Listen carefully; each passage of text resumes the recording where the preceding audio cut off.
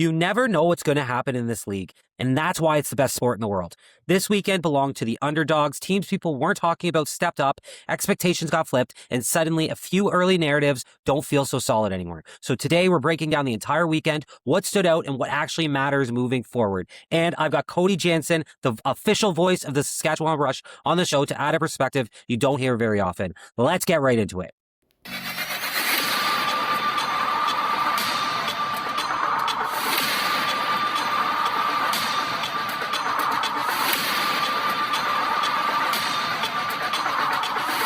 Welcome back. My name is Jake McDonald. I am Anything Lacrosse, and this is the game that never sits still. As always, drop me a comment. Let me know what you want to hear in these episodes, and I will try my best to get it in here for you guys. Also, let me know if you like these deep dives or if you'd prefer me to tone it down a little bit. But I love going into these deep dives and keeping you guys updated. On today's episode, we have a jam-packed episode as always. First off, though, drop me a comment. Let me know what you guys think of these. Also, let me know if you want me to go deeper or if you want me to tone it back a little bit. I know I go super deep into these, but I prefer to try to get all the stats out there and let you guys know what's going on. So even if you miss the weekend, you feel like you've seen it. We'll touch on some news, a couple topics to start off this episode.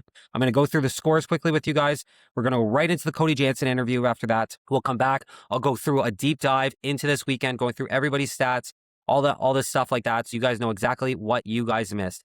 We'll go through the weekly awards that I give out. I'll show you who's the point leaders in the league, who's the goalie leaders right now. We'll go over the standings, obviously. And then finally, I'll give you my predictions for next week. Just start off with a couple topics. Just sometimes it's going to be big news that's coming out. Other times it's going to be, what's kind of just been going through my mind, or what's I've been hearing around the league, or from, the Discord or whatever. The two topics, there's going to be two topics I'm going to talk about today. The first one is net sizes. I've heard a couple people talk about this on other podcasts throughout that I've been listening to, and I don't understand as a fan. I'm going to be watching summer ball this league, or this year, obviously. I'm going to be watching, a lot of juniors and stuff. And why do we not all have the same sized net? Why is there not one standard net? You do that in the NHL or with hockey. You do that with every other sport, as far as I know. I don't think there's any other sport that this happens with. Now, I will understand, like, field and box, kind of different. Okay, we can separate those two from now. They can have different sizes. Even if you get into sixes, you want to adjust the net size a little bit. That makes sense. It's a different style. Okay, what I don't understand is why all box lacrosse nets are not the same size. Is there any kind of reasoning to go along with this? Like, I'm not fully understanding it. Why wouldn't we just have a standard size net all the way up? And if that's the case, why haven't the leagues come together? I don't understand in lacrosse why these guys don't have like an association that they're all a part of, that they all kind of can follow under one jurisdiction. Why are we not appointing this? Why not make a council or a board from pick a couple people from each league so everybody's represented and go in and talk to figure it out? You know what I mean? Let's work together and not apart.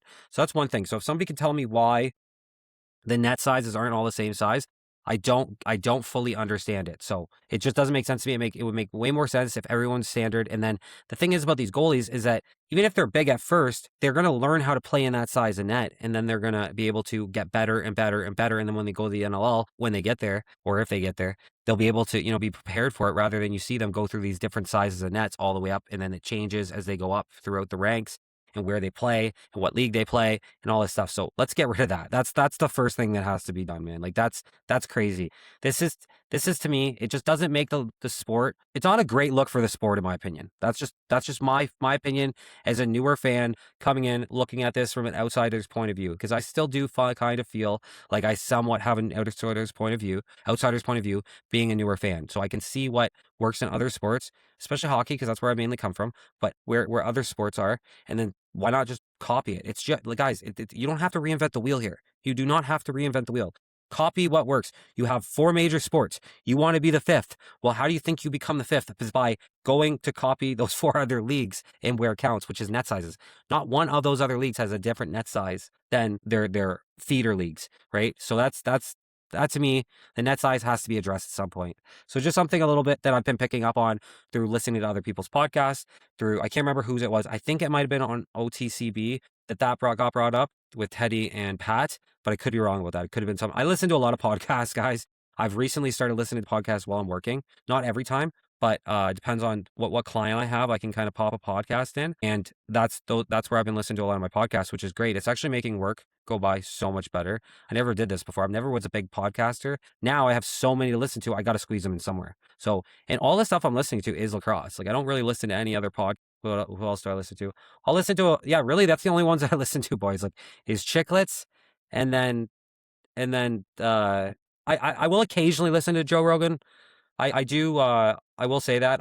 I do sometimes listen. It's not something that I'm not I wouldn't even call myself really a fan. It's not that I don't like the guy. It's just that it's not something that I listen to all the time, so I don't consider myself like really a diehard fan. I like Joe Rogan. I think he's fine. His content, whatever. I don't mind it by any means. He's had some really big guests on there, obviously. But yeah, so that's the one that I'll listen to occasionally too. And then other than that, it's like all podcasts, man. It's all lacrosse. It's like OTCB. I'll listen to the Buffalo Boys. I listened to Dan Arestia's last week for the first time. I listen to Lacrosse Classified every week. Loose Mesh I like a lot because they have a good insight, a lot of insider knowledge, obviously just the connections they have, and they bring in some great guests already. They're newer, obviously, but I'm a big Loose Mesh fan. Another one is I'm going to start kind of try to listen to Daily Dive a little bit too. Michael Carvelis is another one that's he has different takes. I just like to listen to a bunch of everybody, and I usually what I do is I record my stuff first, and then I'll listen to their stuff after. So that's why it's actually nice. I have my podcast releasing Monday, and so then I'm kind of the first before, because I don't want my opinion to be swayed by listening to a bunch of other people's opinions. I prefer to watch it, kind of make my opinion, assessment, and then go back and listen to them. And then maybe I might change a couple things. And I always try to address it if that's the case. But anyway, this kind of got off topic a little bit. I'm bad for that. Basically, the whole point, somebody explained to me why the nets aren't the same size. So, right. So that's the thing. And as far as podcasts go, there's probably a few more that I'm missing, to be honest with you. And I know Nighthawks Network has one. I know, they're Tom, what's the other one? The Colorado one. I follow them and everything. Like there's a lot of podcasts out there. I've definitely got content to listen to, but I kind of have them tiered, obviously. Like this is the one to listen to first, and then so on and so forth. So anyway, that got off topic though. So I do apologize.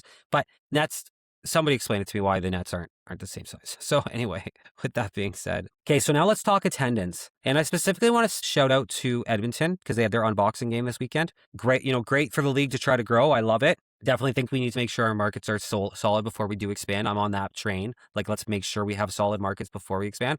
But to get the lay of the land, I think Edmonton could support a team, even 7,000. So they had just under 7,000. Shout out Michael Carvelis, honestly, for that too. He gave me the link, but his hence numbers, because I'm always kind of looking for them. Edmonton had 6,941. Now people are like, oh, it's so empty in there. Guys, it's a hockey arena. It's a full-size NHL arena. It sits like, 18,000 or whatever it is. Like, in order to pack that in there, you have to, it's hard to do right away, right? It's something that has to grow.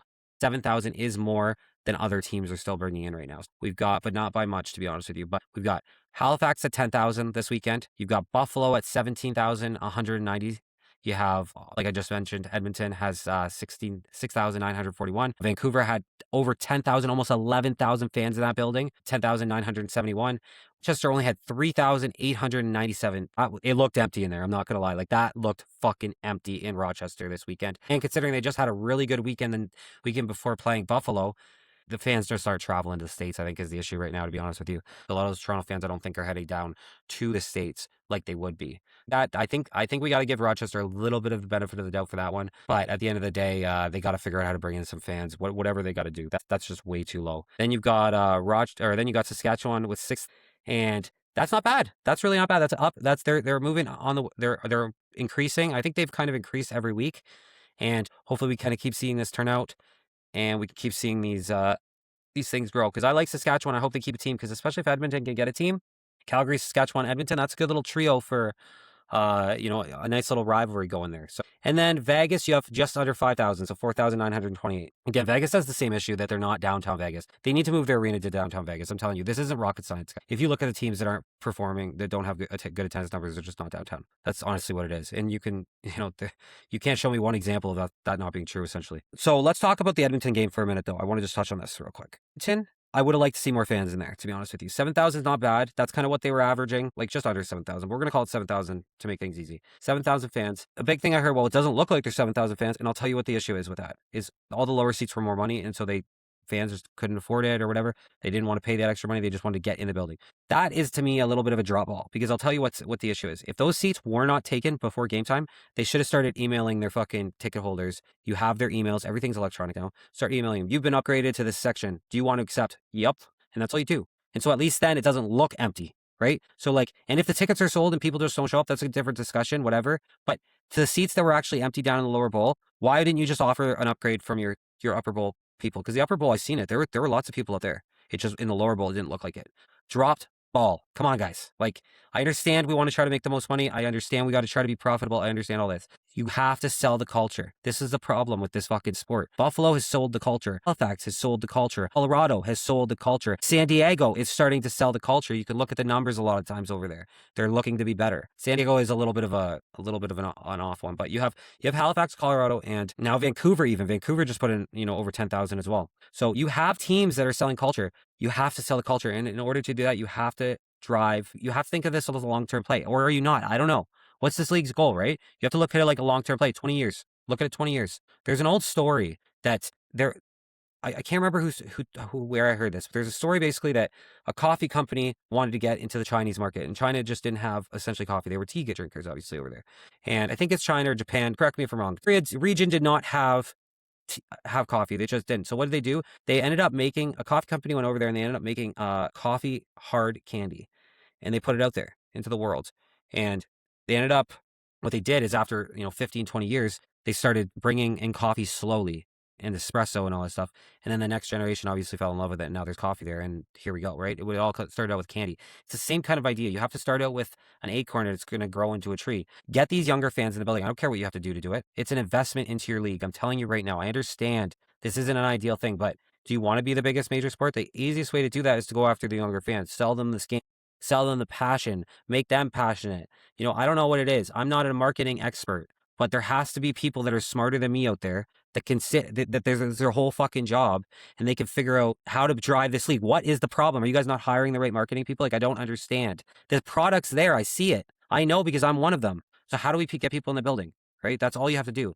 I don't know. Like I said, I'm not a marketing person. When I talked to Cody Janzen, he basically says the same thing in this episode, right? That he's not a marketing guy, and I get it. And he's, but it's just, for me, it's like, guys, we got to do something. Something's got to be pumped out. I know they did their merch thing. They got more merch out there. They made a new partnership with a merch thing or whatever, but the merch is another joke of a thing in this league too. Anyway, I'm just kind of rambling now about shit, but anyway, the attendance overall, we had 3 teams bringing in over 10,000 fans. We are moving in the right direction, guys. It's just getting into those right markets. Pick the markets and run with them is essentially what you have to do. And you have to sell the game and sell the culture. And that's what you've got. About 4 teams, I would say, that have sold this culture properly, where you could bring in 10,000 plus fans. Every team needs to be bringing in 10, 12,000 fans a game. And then Calgary, obviously, too. Calgary live on here at home, but they usually do pretty good numbers. So we got to figure out something for marketing to get these attendance numbers up. Like I said, 7,000 is not bad. Is it an okay start? Would I have liked to see more? 1,000%. Was 7,000 going to be able to sell that Edmonton's the best spot for a team? I don't think so. I don't think that's maybe not the best, but then Montreal, I think they were at about 6,500. So it's a little bit better than Montreal, and I think that could be a good market too. Honestly, I think Montreal, I think they both could work. I don't know if you would have put 10,000 people in that building, I think it would have been pretty easy to try to be like, okay, Edmonton needs a team. Do I think Edmonton's still going to get a team eventually? Probably. Honestly, I really do. I think if the Oilers, what is it, the OEG or whatever, if the Oilers end up buying this team and they want a team, they'll get a team. Same as in Montreal, same kind of thing. I think that both these markets are good, but I think there are other markets that we could be looking into. I don't know if I'm in love with Georgia going up to Edmonton. I don't know if I'm in love with that idea. I'm more in love with Georgia, either staying in Georgia or moving to another southern state, like more like, I don't know. I always think Florida would be a good little spot for a lacrosse team personally. I also think, and I know there has been one there before. And what was the, South Carolina, I think was the other one that I was hearing about. North Carolina, South Carolina, somewhere like in that, I think it was South Carolina, in that range. So we'll see. But anyway, there's your attendance, and that's the thing, guys. Anyway, overall, it did look like a really good time out in Edmonton, and I think it could be a good market. I just think that if they would have been able to put a little bit, like another 3,000 people in that building, it would have been better. And like I said, move your fans down. This goes for any team that has empty lower bowl seats that don't sell. Upgrade the guys that are in the upper bowl. If that's an option for you, just do it. Because it's like it's not a good look for the league when you turn on a sport and you see empty seats. It's just like if you're trying to catch someone's attention that especially isn't watching the sport, and they turn on the game on TSN and it looks like that, it's like, ooh, that's not a great look for the league. I'll tell you that. That's just my 2 cents, but that's just what I kind of think about that. So you guys leave me a comment though on what you guys think the issue is. Like, I always do something on Marketing Mondays. I'll do something again this Monday when this drops, like I'll be dropping a marketing idea. I'm going to do that every week now to try to like get my ideas out there and hopefully they use something. I don't know. And I'm just some guy on the internet. Okay. So I don't think I'm the best marketer around, but I'll throw some ideas on the wall and hopefully if they use one, fantastic, great, steal it. I don't care. I'm all about this league growth. So yeah. Okay, let's run through the scores quick, and then we're going to go right into the interview. So I'm just going to do a quick rundown of the scores, tell you what, so you're caught up, and then we're going to listen to the Cody Janzen interview. We'll come back, and then we'll go a super deep dive into the weekend. So right away, we had Halifax and Colorado. Colorado beating Halifax 11-6. Halifax, rough team to play against. Colorado did a great job standing up for themselves in that game. Ottawa versus Buffalo. Ottawa shocking the most of the world, 10-9 over Buffalo in Buffalo. And Ottawa's a scary little dark horse team, I'm telling you. Georgia and Calgary. Georgia smashing Calgary in Edmonton, basically a home game for them. And 19-9. And it's just the first 5 shots, I'm pretty sure they all went in. You got San Diego and Vancouver, though the game that shocked the world, 11-10 over San Diego. Controversial ending. And just an amazing game with over 10,000 fans. Amazing. You have Toronto beating Rochester. Another, what most people would call upsets, 11-10. Beautiful. I love to see it, to be honest with you. I still do think Rochester's the real deal. Don't get me wrong. I just think Toronto is better than what people are giving them credit for. I will say that. Their rookies are wow, man. In every game, it seems like a different rookie almost really, like they all perform, but it seems like one just steps up and goes into that all-star mode every game. Then you've got Saskatchewan, Oshawa, 15-10 for Saskatchewan. This was no surprise, but Saskatchewan, I'm telling you right now, at home, they're almost impossible to beat at home. I don't know if they'll have a home loss all year, to be honest with you. And then finally, we had Vegas and Philadelphia. Vegas beat Philly 10-7. And again, Vegas, I'm honestly surprised this was this low of a scoring game. I was thinking it was going to be higher, but great job by Vegas. Happy team. But Vegas needed this win super bad after having such a hard time to start the year for their schedule. They arguably had one of the hardest schedules to start the year. So there you guys have it. There's a really quick run through of what happened this weekend, the score anyway. And it was an insane weekend, a weekend of the underdogs. I don't think I've seen a lot of boards and there weren't too many. I went 3 for 7 this week, and I still consider myself. I was like, you know what? That's not horrible. I've seen lots of people who went 1 for 7 this week. So it was just one of those weekends. It happens. But maybe I should start taking a long shot ticket every week where I just pick all underdogs, because in this sport, you just never know, right? That's the truth of it. You just never know who's going to win. It's crazy. It's what makes this game the best game in the world. I'm telling you. All right. So today we have a big interview, another big interview. We have Cody Janzen coming on. He's the official voice of the Saskatchewan Rush. And I can tell you, he's actually, in my opinion, one of the better announcers. Now, I know, obviously, I'm a little biased. He's on the show. When you listen to that guy announce, he's got excitement. He's like kind of like a fan first almost, but he's obviously, got into the media or got into the announcing side of things. And he does a fantastic job, and he's a personality, really chill guy. He's a guy you kind of could just hang out with. Like he's a really down-to-earth guy is the best way I could put it. And I asked him on the show, and he said yes. So I'm thankful to anybody who takes the time to come out and just if you give me 10 minutes, thank you very much, to be honest with you. So Cody obviously gave me a lot more than that. And, we got to do it right at his work. So it was a really cool experience for me personally. And I'm always kind of blown away. So anyway, so we're going to talk a little bit of Saskatchewan Rush update. We're going to talk about, just a bunch of different topics, how he kind of got to where he got. I think a lot of people don't really know that. They don't get to hear the side of the stories of these announcers on where they got. And I think there's a lot of people out there that dream of becoming these sports media guys, but don't even know where to start. Now, luckily for us, and in today's generation, all you need is a camera. All you need is your phone, really. That's all you need. You have a phone, you can do it, right? You don't need anything else. That's how I started. I did this out of principle, too. I wanted to show my kids that I could do this with just a phone, but I also wanted to show everybody else that wanted to make this, and you'll just keep upgrading, right? That's all it is. You will continue to upgrade your equipment, and that's what I've gotten. Now I've got a mic, I've gotten earbuds. I've gotten, a laptop. I didn't even have a laptop when I started, guys. I was editing off my phone. It was a pain in the ass. But without further ado, let's get right into this Cody Janzen interview. You're going to learn a lot. He's a character, as most of these guys in the lacrosse community are. And I can't wait for you guys to see it. So let's get right into it. Let's go. Today, I'm joined by Cody Janzen, the official voice of the Saskatchewan Rush. Welcome to the show, Cody. How we doing today, buddy? Man, happy to be here. Happy to talk lacrosse. Appreciate the invite. So just starting off, I always ask for a rundown on how you got into the position that you're in, because I know you kind of grinded your way up from the bottom. So give me a rundown of how you got to where you are and just like how you got into lacrosse specifically? Yeah, lacrosse has been an interesting journey. I mean, I started watching the game when I was young. I grew up in small town Saskatchewan. There was no lacrosse anywhere near me, but I had a cousin in Calgary who played it. So we'd go watch a game or a tournament during the summer. Thought the sport was unreal. Would go to some Roughnecks games growing up. Would watch the Toronto Rock on the score. And so I always knew I loved box lacrosse, but being a hockey guy, it kind of consumed my life while I was playing. And then, once I decided to get into media, you kind of just choose the sport that excites you the most and try run with it. And for me, that was always lacrosse. And so, the journey there, it's not always an easy one. You're calling hundreds of games for free over summer, just trying to make a name for yourself, trying to, figure out broadcast styles and how to, weave your way through that.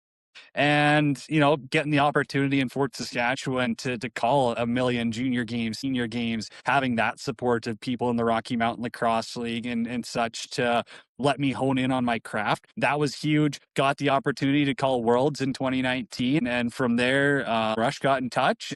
Unfortunately, the start was delayed due to COVID shutting down the league there for a bit, but after that, it was all steam ahead, and it was fun just being on a club where or with the club where I got to see them win championships 2016, 2018. I had done some blogging, some writing, and of course I was a fan being a Sask guy, but being able to, step into the booth, it's been unreal. And really, there's no better spot for me in the pro sports world. Yeah, that's amazing, man. So was it always the plan to be a broadcaster? Is that kind of what you kind of set out to be and that's what you want to do long term? Oh no, I was just a bad hockey player. Yeah, I guess as most Canadians, the dream was to be an athlete. And obviously that doesn't work out for everyone. So, when it was time to decide what to actually do in the real world, I love sports and I like talking about sports. As everyone who knows me knows, I can talk on for way too long. And so just love being around the game, being able to tell some stories, being able to interact with the fans. It's what I love doing. So the media was just a fit that kind of found me. And so whether it's sports talk radio, broadcasting, anything like that, I just love the opportunity to talk sports. Yeah, man, I'm very similar. I could sit here and talk lacrosse all day. So, I mean, anytime you can actually do it as a career, you're winning in life, right? So what do you like? What did your early days look like? Were you like reaching out to teams and just kind of sending emails and just kind of, throwing lines out and hoping somebody bit? So for me, how I got my start, it was actually the Edmonton Senior B Warriors moved out to Fort Saskatchewan for a season, or I guess for a start of a season. They're still there now. But so it was actually the Saskatchewan Rush equipment manager. His son, Greg Burick, was the captain of the team, kind of the manager there, was like, hey, would love to have our games broadcast somehow. I was working at the local radio station. And so started out with doing that. And then, moved on to juniors, got the opportunity for Worlds. And then it wasn't so much that like I was reaching out to NLL teams. It was just a bit of a weird circumstance with the Rush and their old broadcaster where his media company, I guess they're competitors of Bell and TSN. So when that deal came in place, there was some issues, and then they were in touch, and I knew Ty and the guys with the SAG and that organization who had reached out, and obviously, just having a bit of trust there from working with them a bit back in the day with the Blade side, I just kind of worked out as an opportunity where they knew that I was passionate about lacrosse, obviously loved the Rush, loved the league, want to see it grow, and they got a similar mindset. So it just worked out that way. It wasn't so much knocking on other teams' doors because, I don't think you ever think you're ready for that level until you kind of get thrown into the fire. Yeah, I agree, man. You just got to kind of roll with the punches and take the opportunities as they come. So is there anything you've had to turn down just because of conflicts and stuff? Like, is it hard to manage your schedule when you're kind of all over the place like that? So my biggest thing, and it's almost why I'm always so impressed, man. Like there's guys who grind over summer and like the Patty Gregoires, Jake Elliott, Bradshaw, like guys are doing so much over summer too, which I find crazy. And then you've got guys doing hockey and lacrosse, like Tino Ferres calling junior A, like a junior A schedule plus doing lacrosse. And then like, that's the biggest thing for me is that obviously when I was younger, you kind of, you don't have much of a life. So you just do anything. But the guys that are just grinding nonstop, that's what I find impressive. That's where I find my conflicts is again, I do like a little bit of time off to reset. And so I've been able to take a couple of steps back where, I guess the main conflicts in life just come down to how much do you want to work. And so in the lacrosse world, there seems to be always opportunities, which is awesome. But I still think that, making sure I'm not grinding myself or running myself into the ground, that's been a big learning lesson for me. As I get older, as I understand the sports world a little bit more, I think that's a big one. And then, yeah, I have had, hockey opportunities come by, but end of the day, I'm not that interested in going and working or getting a job. I had an American Hockey League team reach out a while ago, but just it's a pick up, pack and move. And, the salary itself, it's not exactly a luxurious lifestyle. If you're in the minor league hockey world or, the Western Hockey League, stuff like that, where I've had opportunities to go back into the hockey world.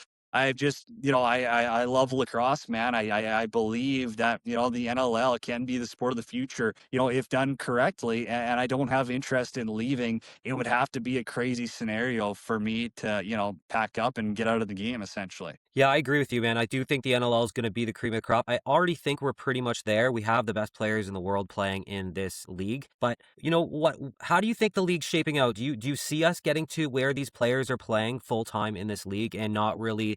I'm not saying they won't play in other leagues per se, like the summer leagues or a PLL kind of situation, but where the NLL is their main bread and butter, this is kind of their full time job. Oh, this is where we get loaded questions, Jacob. Yeah. I don't know. Ask your viewers. I know you got a bunch of people watching. How much money are they making a year, right? Because I think if you would look at your average person and say, hey, they're making 60 grand a year, whatever it is, people would be like, yeah, that's a 12-month a year salary.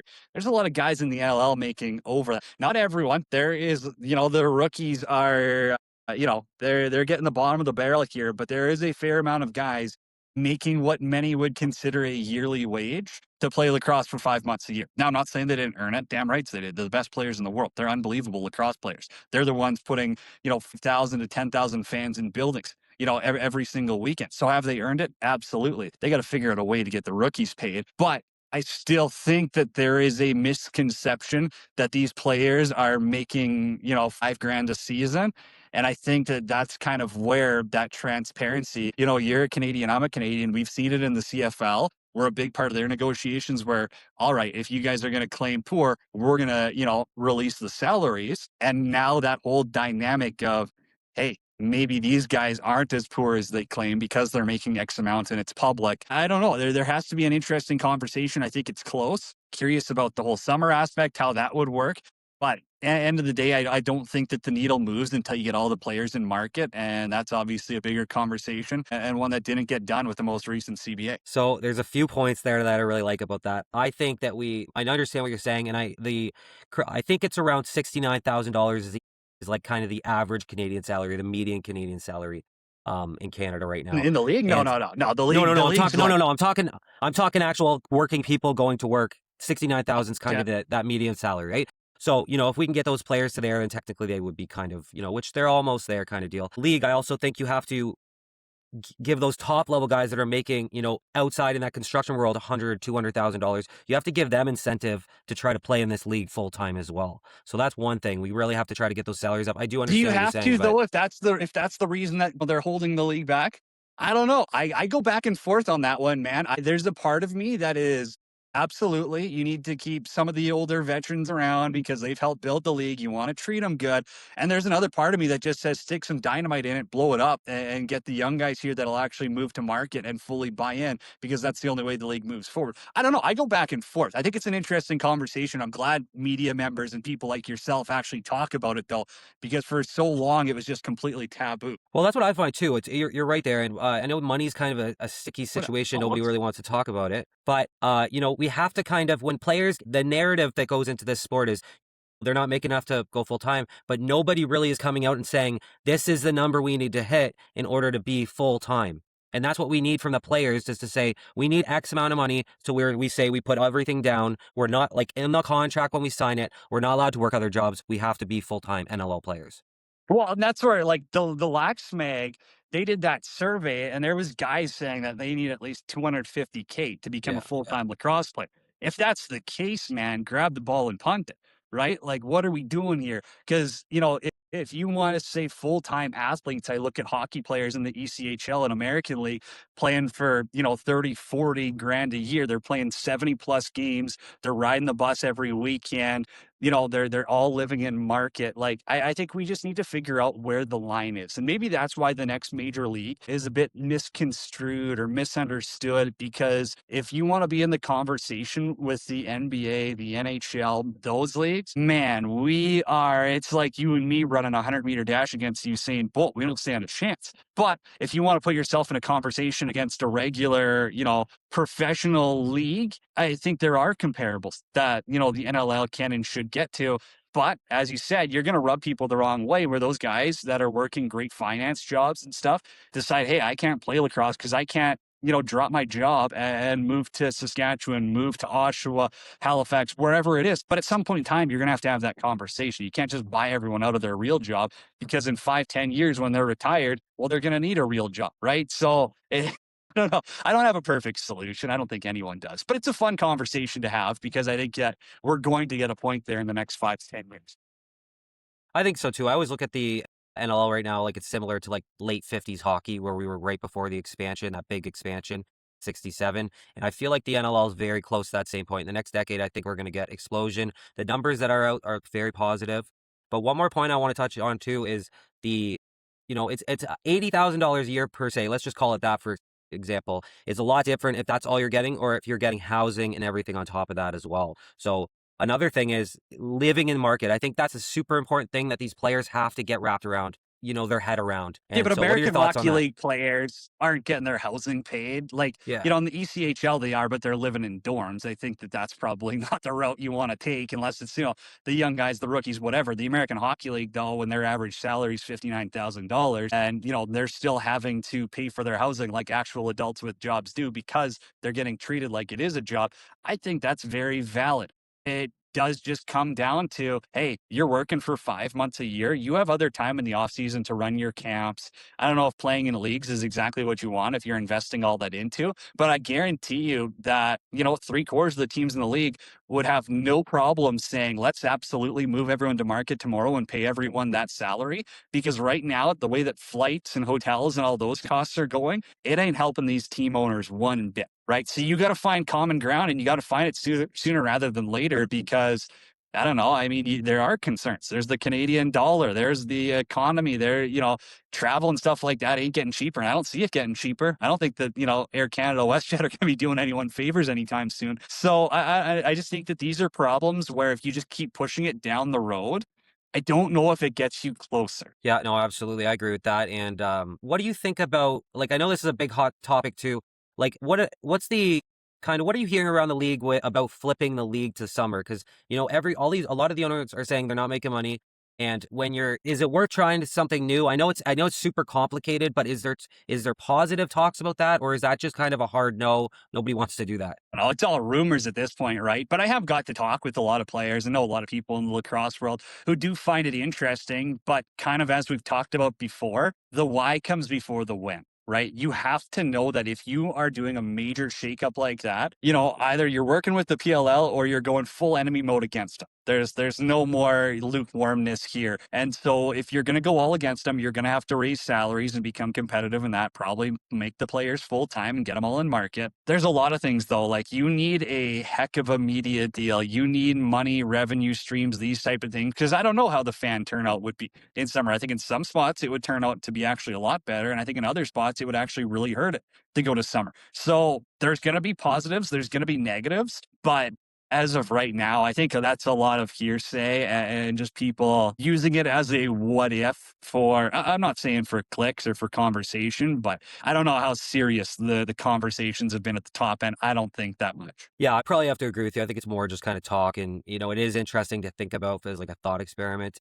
Do you think that now this is just kind of something I came up with, but do you think what about like how basketball is your G League? What about a G League kind of system for the NL, even if it's just 4 teams, that you have some younger players in there that they could play over the summer and test those markets? Oh, I wrote about a G League, Farm League article years back for Cooper Perkins' website, and I still believe it's very financially doable. I think that the owners want the league to like step in and take some control on it, which hasn't happened. And the owners aren't really ready to take the initiative because then you would need the practice facilities or setting it up. There's been a lot of talk with the Arena Lacrosse League and working out an actual partnership, but I just don't know if teams see the value in it right now, where the actual development rate in the league is quite low, right? You see a lot of teams where there's only a couple of rookies actually making the team each year, and the rest is just street ballers or having large camps and a lot of tryouts. So until there's a lot of up and down transactions each year, I don't see it happening, right? Like if you got rid of the practice rosters and made each team 17 runners and 2 goalies, then yeah, having a farm team league that you've got access to their players at the snap of a finger would absolutely make sense. As it is right now, I think if you had a farm team, let's just use the Rush as an example. If you had a farm team for the Saskatchewan Rush, I'm not sure a single player would move up from the G League to the NLL in season. Not a single player. I don't know. I don't see a scenario that would happen, right? And so I know it's different for other teams, but I love the development aspect. Lacrosse just isn't ready to have that conversation yet of the investing in that.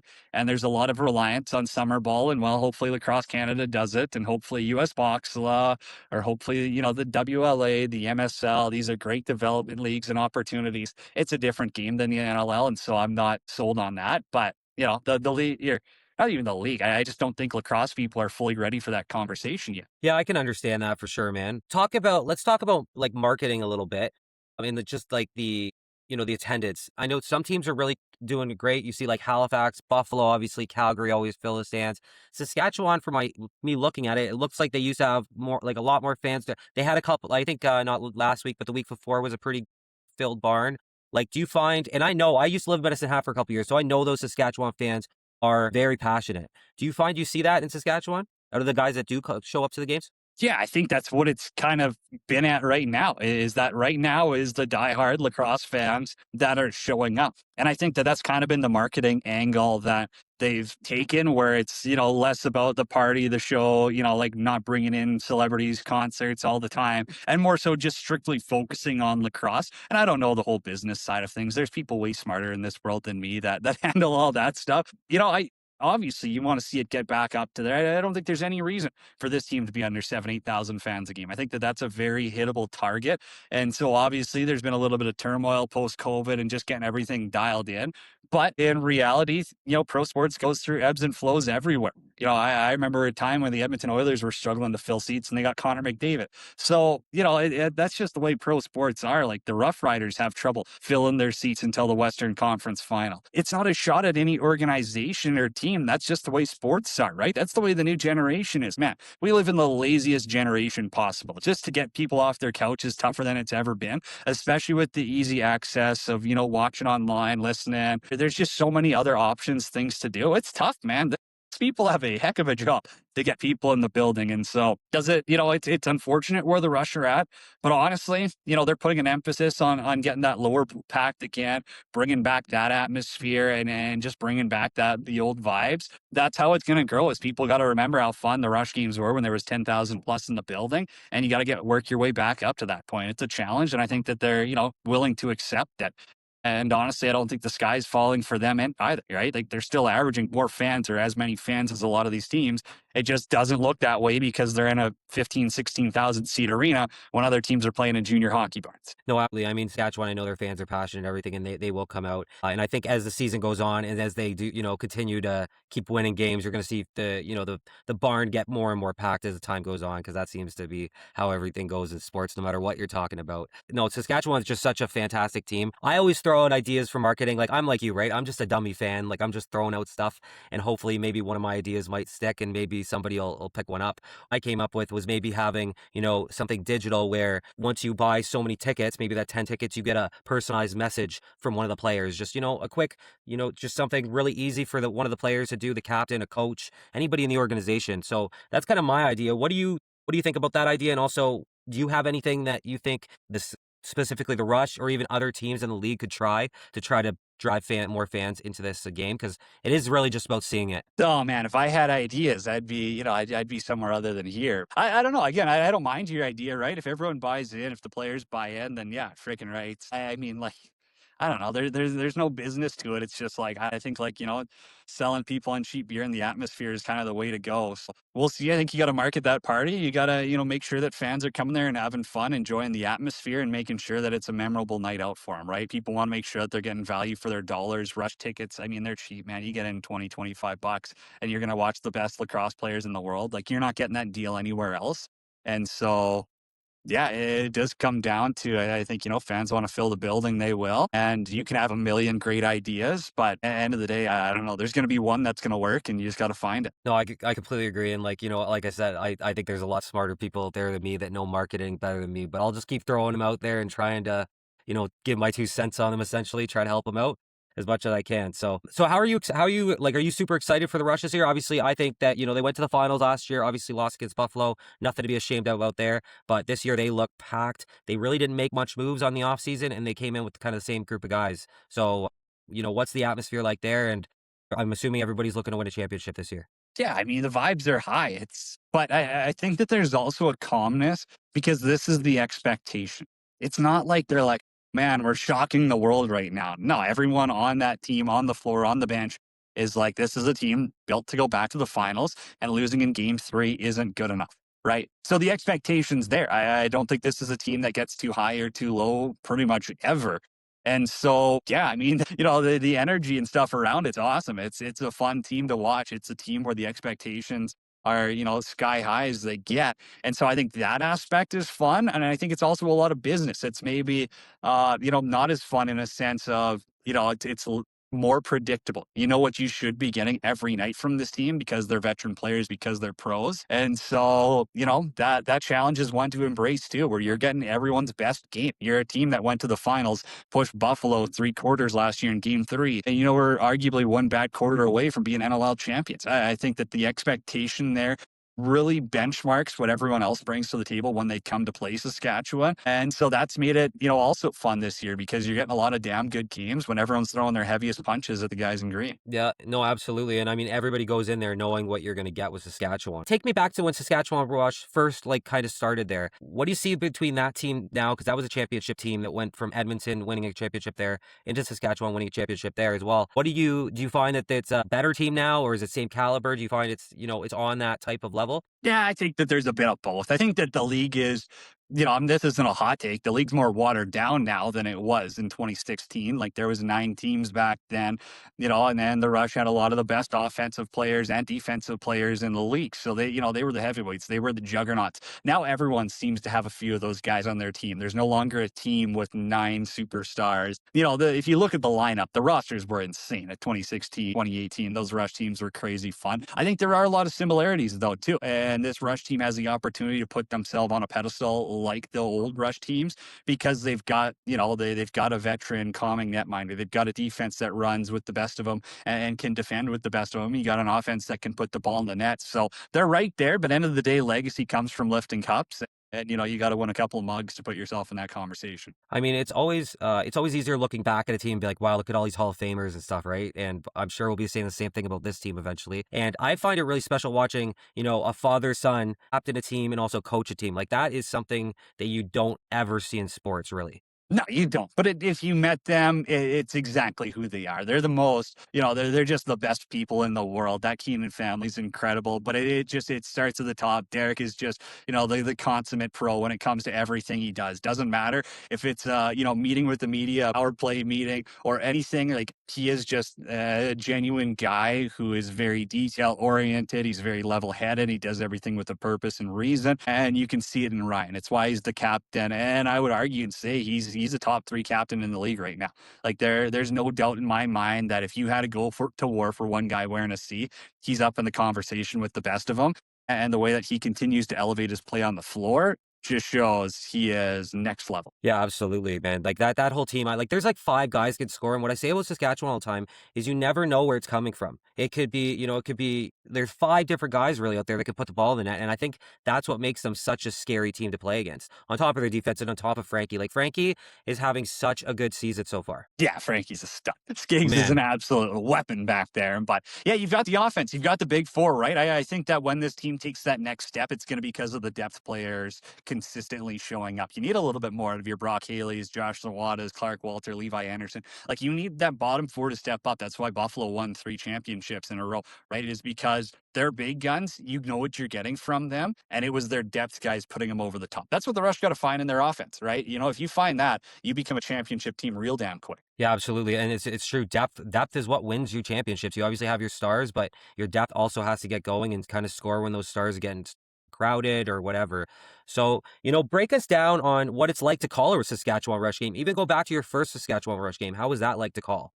My first Rush game, it was Battle of the Prairies. It was the first game post-COVID break. So it was Calgary, Saskatchewan. I remember Jeff Shatler had a big game, tied it late. Place was buzzing. It was just, you could tell that lacrosse was gone for it was almost 2 years. And so there was just so much energy, anticipation build up. It was super fun. It was a blast. And so, unfortunately, they end up losing. I think Christian Del Bianco made a crazy save with like 5 seconds left, and it was just heartbreak. But it was an unbelievable game. You got to see some of the best stars. You got to see some of the up and comers for Calgary who were just starting to make a name for themselves and battling it out with the Saskatchewan team that was going through a transition period. So that first one was obviously super memorable, but calling games for the Rush is awesome. Like, honestly, SaskTel Center is just one of the better buildings to call a game from. Pure sight lines, the broadcast booth's in a good location, the environment, you're right on top of the place, so it's just shaking, it's rocking. Yeah, I mean, I've been lucky enough to call games in almost every building in this league, doing TV and radio, and I think Saskatchewan's up there with the best. So it's one of the more fun atmospheres. I think the Rush fans are super passionate and diehard, and while some teams might tuck you away in a bit of a poor broadcast location, you're calling something bad sight lines, just weird spots, uncomfortable booths. We're lucky in Sask, man. They treat us awesome. We got a great setup there, and just being able to call games there is so much fun. Feels like we got thrillers on that floor every single week, though, too. We get a lot of good games in Sask. Yeah, and so just other than Saskatchewan, obviously, what is your favorite building to call a game in? Well, Buffalo was really cool. I enjoyed Philly also. I think that Philly's a sneaky one where, again, they're a lower bowl only team, but their fans are really into it, man. They're crazy. They're awesome. Calgary's obviously cool too. You get the whole Roughnecks Rush rivalry. That's a fun place. Pechonga's got great sight lines too. There's a lot of cool ones, but yeah, I think that like Buffalo, Philly, Calgary are definitely, top three road spots. Okay, awesome, man. No, that's great. I know there's so many great buildings. I think they're all pretty much great, to be honest with you. But just one last quick question, man, and then I'm gonna get you out of here. Just if there's any advice you could give to, somebody aspiring to get to where you are, what would that be? First and foremost, block out the noise. I think that there is, there's a lot of, I don't want to use like toxicity. That sounds like high school girls, but that's the media world, man. Everyone wants to beat you down so that they can stay on top of the hill. It doesn't work like that if you don't let them operate like that, right? Be yourself, be authentic. And I think that means for the good and the bad, right? There's a lot of hard conversations that I've had, good and bad, about what do I need to do better? What do I need to do different? How do I get myself up to a better level? And then, obviously there's a lot of people that, they kind of just want to dump on everyone who isn't a part of, whether it's a lacrosse circle, whether it's an old boys club, anything like that. Man, there's going to be a lot of negativity out there, but you just got to decide if you're truly passionate about it. You got to put your best foot forward every single time and take advantage of every opportunity too. I think of, when I first started calling games for multiple summers in a row for free, right? And nowadays guys are in school wanting money just to call games. And you're like, oh, I'm not sure that's how it doesn't work like that in the real world. And I think that a lot of people are in for a rude awakening when they understand how much work and effort goes into becoming a pro broadcaster or a pro in the media world. Is you really got to grind your teeth. It's like a hockey player. You're going to play hockey for, 15 years for free just for a chance to make a paycheck. No reason it doesn't happen in other careers and industries also. Podcasting media, just like that, man. But, if you're consistent, you put in the time and the effort, I think that's a big thing, man. It just don't give up. And, it's going to take some time, but I think it's all worth it in the end. You put in an honest effort. Yeah, man, I'm just really doing this for the seats personally. I see you guys pictures out there that where you're getting the views from, and I'm like, I just want the seats. Screw the money. Yeah, it's fun, man. They say best seat in the house. It truly is. You get a front, you got to look at everything. You got to see things from a different perspective. And man, we're so lucky. The NLL's got some of the best players in the world. It's so damn special watching them play. And we truly are lucky to get to do that. Yeah, well, thank you very much for being on, man. I appreciate you getting on here and giving me the time you did. Anytime you want to jump back on, I appreciate it. I could talk to you for 3 hours probably. So I'm sure we'll talk again. Hey, I appreciate it, Jake, man. Love what you're doing. Keep it up. Thanks, man. We'll talk soon. All right. So huge shout out to Cody Janzen for coming on here. That was an amazing interview. He's a really funny guy. Like I said, I guarantee you, I won't be the last time I converse with him. Super down to earth, and that's what I'm finding about these lacrosse guys is everyone's so down to earth. It's pretty wild, to be honest with you. Lacrosse is such a small thing, so anybody can do this. It's hard when you first start. It's harder. I'm gonna say that, right? It's harder to get guests. I'm still not. It's not the easiest thing to get different guests on here, right? And you got to just kind of keep reaching out, and you know, just keep. Worst people can say is no, right? The worst comes to worst, you're going to get no message back or you won't get a response. There's lots of people I've messaged that I haven't got responded from yet, right? Thank you, Cody, for being on. Again, I really appreciate him giving me the time. And he's a great man. He's a great dude. So let's move on. Okay, so let's start off with, we'll start with the unboxing game to start. Okay, we got Calgary versus Georgia. And this was a nightmare. I think it was, I'm just going to go check the goal summary. Like Georgia scored 6 goals, okay? And then finally Calgary got one, and it was like Calgary got one, Georgia got another one, then Calgary got another one, and then Georgia got 1, 2, 3, 4, holy fuck, 5, 6, 7, 8. So they got another 7 goals in a row. Calgary got another one, then 2 by Georgia, another one by Calgary. And Calgary did outscore Georgia in the fourth quarter, but it's too late. Like, it's too late by then. So Calgary got 1 in the first, 1 in the second, 2 in the third, and 5 in the fourth. And Georgia got 7 in the first, 4 in the second, 5 in the third, and 3 in the fourth. So, like, right there, it's just, you let it go too long. There's nothing to talk about. And you had the longest drought by Calgary was over 20 minutes with 20:39. Their longest streak was 3, and that was in the fourth quarter. And they had 0. They didn't lead at all this whole game. Georgia, their longest drought was 10:41, which isn't honestly too bad. You had 7 goals as being the longest streak, and then you had the biggest lead was 13 goals they had. So once they were up a certain amount, especially being Georgia, like Georgia has such a killer defensive back. Like you're not going to get it. And Calgary, I think Georgia got a few in the fourth, but Georgia played real clean, essentially right up to the fourth, and they were all minors. You had Calgary with a 10-game misconduct. 10-game misconduct. Calgary also with unsportsmanlike in the third, so they were just getting frustrated. And I think it was like 5 shots on 5 goals, or something like that to start the game. It just was not Calgary's night, and they kept Aiden Walsh in there, and they should have never done that. Like, once he let in a couple, like 3, 4, 5 goals in a row on 5 shots, like, get him the fuck out of there, man. Like, I'm sorry, it's just not his night. Start over. So let's run through the points here. You had Tanner Cook leading Calgary with 3 goals, 3 assists, 6 points. You had Tyler Pace, 2 goals, 2 assists for 4 points. You had Hayden Dixon with a goal and 3 assists for 4 points. You had Noah Manning with 3 assists for 3 assists. You had Brandon Maya with 2 goals. Yep, 2 goals for Maya.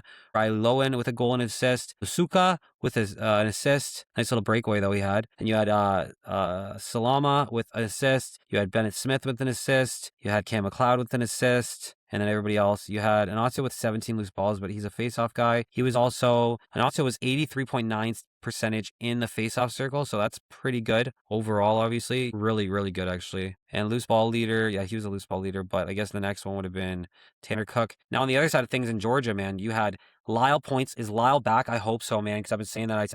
He's, in my opinion, when he's on, he's the best player in the world. But he had 4 goals, 6 assists for 10 points. If Georgia can find their offense like they just did tonight, they are going to be unstoppable. And that's coming from somebody who says they're a bowl team. So I need to see them play first off like this against a higher caliber of team a little bit, but also I need them to also play. I need to see them do this consistently. Is this once off, or is this going to be, is Lyle back?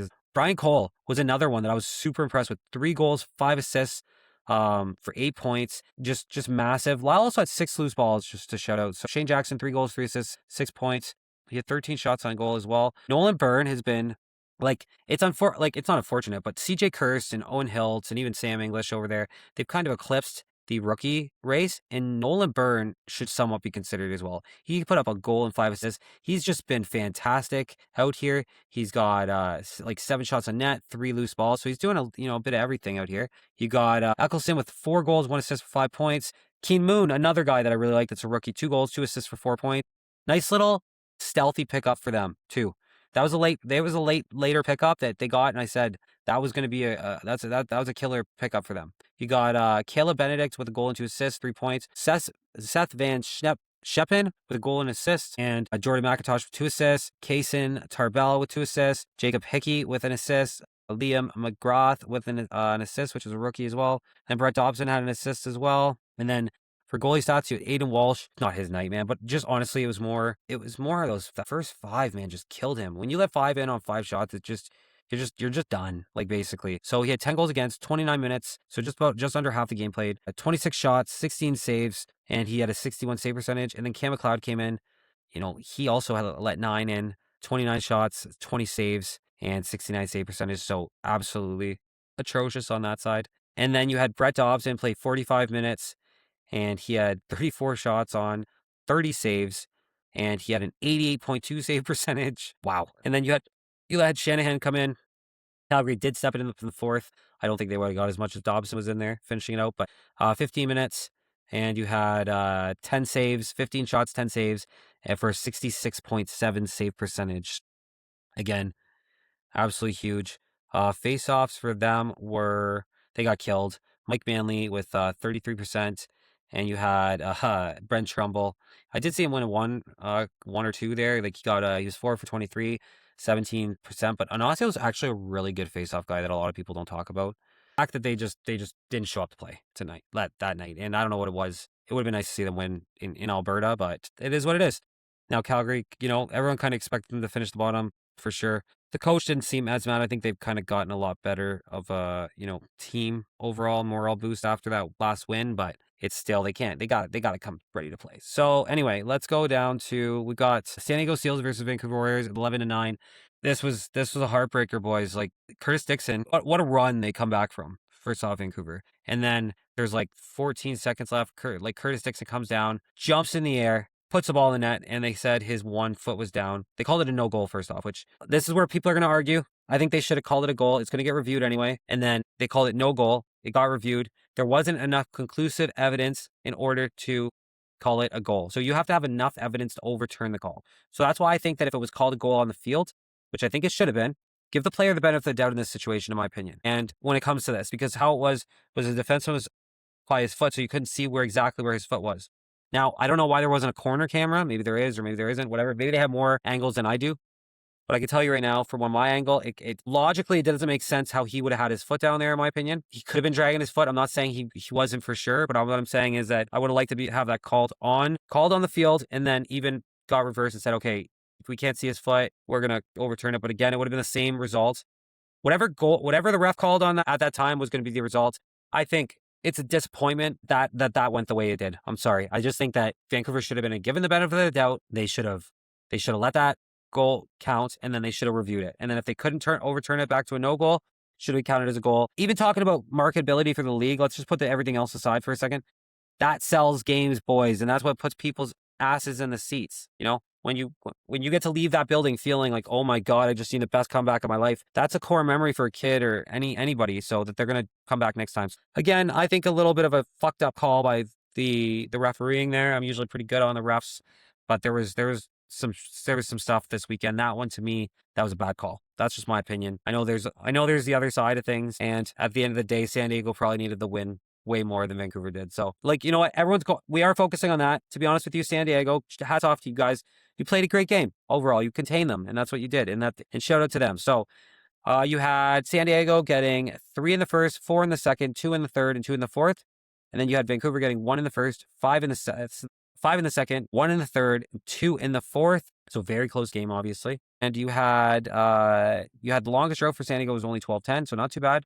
3 goals was the longest streak, and they had 4 goals with their biggest lead. And they held the lead for 59 minutes, so the whole game pretty much. And then Vancouver had 23-15 was their longest drought. 4 goals was their longest streak, and they never held the lead all games. At the end of the day, we can complain about that last goal you want, but there's 60 minutes lacrosse, and you can't leave it down like that. That's the thing. I love the old quote with Dana White, where he's just like, don't leave it in the judges' hands. And that's exactly the same thing here. Don't leave it in the last minute of play hands. Go get those fucking goals. You're better than this, Vancouver. And then, so we'll, point-wise, we had Trey LeClaire leading the team over in San Diego with 2 goals, 4 assists, and 6 points. You had Pat Kavanaugh with 2 goals, 2 assists, 5 loose balls, and he burned Callies a couple times there, man. Kavanaugh is going to be is a beast of a player, man. I understand why the hype is so high around him. Another college player that's coming up and absolutely lighting things up. Then you have Zach Currier with 2 goals, 2 assists for 4 points. You have Dylan Watson with 2 goals, 1 assist for 3 points. You have Wesley Berg with 3 assists. He needs to be more. He needs to be better. Danny Logan with a goal and assist. Eli Gobrick with a goal and an assist. Connor Robinson with a goal. Trent DeKiko with an assist.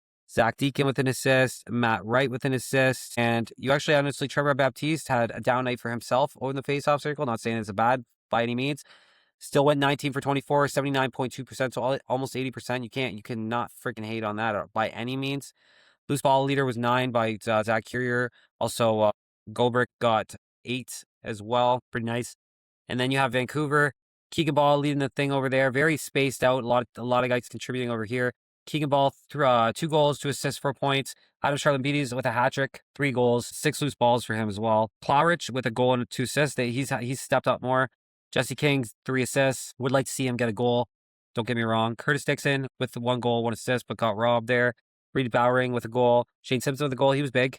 Jeff Cronwell with an assist. Matt Beers with an assist. Christian Del Bianco with an assist as well. Guys killing it. And 8 loose balls by Cronwell was the leader on this team. And who didn't? Okay, so San Diego. So Origlieri was back this weekend, and wow, he had a pretty good showing. 50 shots, 41 saves for an 82 save percentage, 9 goal against. He was the difference, man. And I know it's funny. Everyone was saying, I don't think I'm not saying it's him going to be the difference, but for whatever reason, he did enough to play or to get the win, and the team looked glad to have him back, obviously. So we'll see how he does going forward. But is he the missing piece to San Diego? What do you guys think? Leave it in the comments. Christian Del Bianco had 56 shots, 46 saves, still at an 82 save percentage. Just unfortunately lost. Very close game. Yeah, just absolutely killed it. Both goalies, again, there was a goalie battle going on in this one too. Like a lot of these there were goalie battles going on. Next game, we have Ottawa Black Bears versus Buffalo Bandits, 10-9. So you have Jeff Teat putting up 5 goals, 2 assists for 7 points, and he had 11 shots on goal and 9 loose balls. Like the loose ball thing just blows my mind. Robert Hellier, 2 goals, 5 assists, 7 points, and he had 5 loose balls, 9 shots as well. Riley O'Connor, 6 assists, 8 shots on goal, 3 loose balls, huge. Sam Firth, I always like him. He always seems to be doing something out here. A goal and assist for 2 points. You have Dunbar with a big goal. That was a big goal he scored. Callum Jones with a goal. Kiernan with a goal, or with an assist, sorry. And that was pretty much it. You had Thornberg going 10 for 23 in the face-off circle, and he got 43.5 face-off percentage. And then on the other side, you had Dane Smith putting up 3 goals, 4 assists for 7 points, 13 shots on goal, 4 loose balls. He came out right away and got one, he's just such a good player, man. Kyle Buchanan with a goal and 3 assists for 4 points. Wires with an assist and loose balls. You had Nick Wise with 10 loose balls, which is huge. Big game for him. And then you had Zach Higgins. This was another one. Zach Higgins, this is probably his best performance of the season, in my opinion. He had 53 shots, 44 saves, 9 goal against average, 83 save percentage. Huge. This is the Higgins. The style that I just seen is what I thought I was going to see all season. And I think if he can lock down like this and give them this performance every week, Ottawa's going to be scary, and they're going to be right in the contention for one of these home field advantage playoff spots. I'm telling you. Then you got Matt Vince with 47 shots, 37 goals, 10 goals against, and a 78.7 save percentage. To be honest with you, that's good enough for me. Like Matt Vince, that's fine. It's not on you why you're losing this game. You cannot blame it on him. Well, goal totals too for this game, sorry, were 2 for Ottawa in the first, 2 for Ottawa in the second, 2 for Ottawa in the third, and 4 for Ottawa in the fourth. And then you have Buffalo with 2 in the first, 2 in the second, 3 in the third, and 2 in the fourth. So Buffalo got shut down in the fourth, to be honest with you. Longest drought by Ottawa was 13:46. 4 goals was their longest streak, and 3 goals was their biggest lead. They had held the lead for 17:39, and Buffalo 15. Their longest drought was 15:16. Longest streak was 2, and longest lead was also, or biggest lead was also 2. And they had time with lead with 19:18. Very back and forth though. Very back and forth game, this one. And what a performance. Yeah, it was just back and forth, honestly. This was a really good game though. I mean, all the games were just dynamite, but this was really good. I had a feeling Ottawa was going to win, and it's funny. This is one of those games that I actually just listened to my gut, because I said that, like, I was like, it's It's one of those things that it's just like you can't explain it, but your gut's just telling you. And this was one of those things like my head was telling me Bandits in like at home, but it just sometimes it just kind of the patterns there, and I'm like, I gotta go with it. And Ottawa, I do think like now Ottawa's got a win over they've got a win over Saskatchewan, they've got a win over Buffalo, they've got a win over Rochester. They're killing it, boys. Like they are a shark that nobody's talking about yet. It's fucking wild. They're killing it. Like they are. So next we got Colorado versus Colorado Mammoth versus Halifax Thunderbirds, 11-6, Colorado. Huge. What a game, man. What a game by this kid, or by these kids. Colorado, I'm telling you right now, Colorado is scary. That trio is terrifying. Will Malcolm, dog. Jack Hanna, dog. Andrew Q, dog. They're all fucking dogs, man. If Ryan Lee was in this fucking on this team would be unstoppable. Dylan Ward in net, dog, bud. He's fucking, they're all like the defense, bunch of dogs. They didn't let Halifax push them around. I can tell you that. Ward got ran right at the beginning of the game. Ho, Colorado was not having that. And that's what they did. They stood up to Halifax. Halifax kind of be bullies because they know they can get away with it. You can't let them. You got to fucking stand your ground with Halifax, man. Go. And that's exactly what I found. Colorado did a very, very good job with that. And they didn't let them push them around. And it's not like they're taking a ton of penalties. It's just don't fuck with us is basically what they're saying, right? So I like Colorado a lot. And it's not that you don't need your three. You have big defensive players to do all of that stuff. You don't need your all-stars going out there to deal with that bullshit. So honestly, Halifax overall, they played aggressive, but to be honest, a lot more. I found they were a lot more disciplined this week compared to last week, but they still play on that edge. They really do. They really do. It's just their thing. So Colorado and Halifax both had 0 goals in the first quarter. Colorado finally got it going. 6 goals in the second, 1 goal in the third, and 4 goals in the fourth. And Halifax had 2 goals in the first. 2 goals in the second, 2 goals in the third, and 2 goals in the fourth. Just not enough offense out of him. Cody Janzen cannot do this by himself, boys. And I'm not talking about CP24, and I'm not talking about Randy Stotts. Those guys are exempt. Everyone else on that team, not like offensively, what are you guys doing? Where were you? You guys did not do enough tonight or this weekend. You need to get that depth scoring going. Theed is one of them that I'm gonna choose to pick out here a little bit. He is a guy that was having an amazing season at the beginning of the season. And this game is just like, where the fuck were you? Why is there no production out of you? Jameson was getting pissed and basically trying to do it on his own, which he almost did. He definitely got it going, but then Colorado really started to fucking get going. So the Colorado side to start, you had Will Malcolm with 3 goals, 6 assists, 3 goals, 6 assists for 9 points with 14 shots on goals and 4 loose balls. Huge, Will Malcolm. This kid's a special player. This kid's going to be an MVP. If not this season, it's coming. Jeff Teat's probably going to get MVP this season, especially because he hasn't won one and he's sitting there. We're getting close to halfway this season. It's not surprising. But Will Malcolm, man, he's another. As soon as he like actually peaks and he gets working with these 2 other guys, Q and Hannah, holy this terrifying. He's the best out of the bunch of them. He really is. But it's they're all so good. Andrew Q too. He didn't miss a stride, but I don't even think you've seen his best yet. 3 goals, 2 assists, 5 points. 7 shots on net, 3 loose balls, like huge. Jack Hanna, 2 goals, 3 assists, 5 points, 9 shots on goal. I'm telling you, like that trade was a win-win for both of them. Brandon Saris, a goal and assist, almost had a second one as well. 7 shots on goal, so he's got lots of chances. Dylan McIntosh, or McIntosh, I'm not sure. I can't remember. I think it's McIntosh in this one. No, Dylan McIntosh, which, again, why is it McIntosh if there's no... I'm McDonald, MAC. Why is he called McIntosh if there's no AA in there? Like, I don't get it. But teach their own. I'll call you whatever you want, but it doesn't make any sense. I don't know. That's weird. That's my thing. And people have corrected me on that before, and I'm like, no, it's McIntosh. And then this weekend, I was really paying attention. I'm like, fuck, it is McIntosh, because there's another McIntosh in the league, right? So, but it is McIntosh. And I'm like, where is the A? I don't know, man. You guys tell me how does that make sense, but it is the English language. Whatever. I'll call you what you want. Don't get me wrong. I don't give a fuck if you want to be called Princess Peach. Like, I'll go, no problem. But I just don't understand it, I guess. So anyway, Connor Knock had 2 assists, huge.